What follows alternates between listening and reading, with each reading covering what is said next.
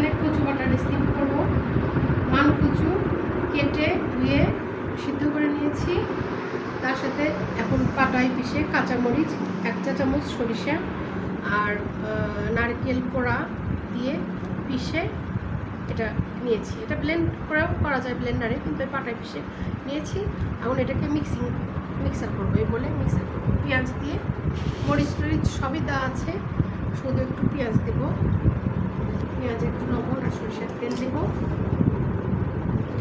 লবণ একটু দিয়ে বেটে নিয়েছি। পেঁয়াজও দিয়েছি, জাস্ট একটু পেঁয়াজের দিয়ে আসার জন্য কিছুটা পেঁয়াজটাকে একটু মেরে নিয়ে ভর্তা খাই আসার জন্য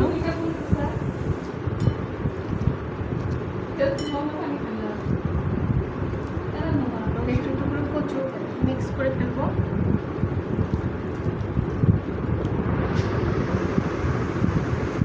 এর ভিতরে কচু, মান কচু সিদ্ধ, নারকেল কোড়া, কাঁচা নারকেল, কাঁচামরিচ, একটু পেঁয়াজ, 1 চা চামচ সাদা সরিষা দিয়েছি, দিয়ে এখন এটাকে মেখে নেব।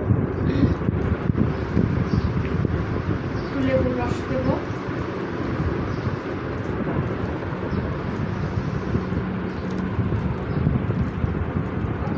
লেবু দিয়ে তারপর আরেকটু ভালো করে মেখে নেব। লেবু যে কেউ খেতে চায় খাবে, না খাওয়ালে ফাইন।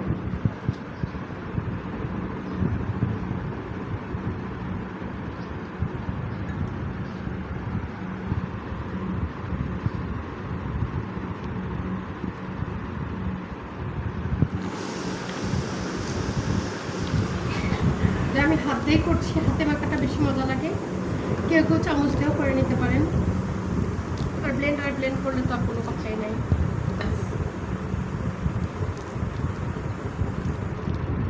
পুরোটা সুন্দর করে মিক্সিং করা,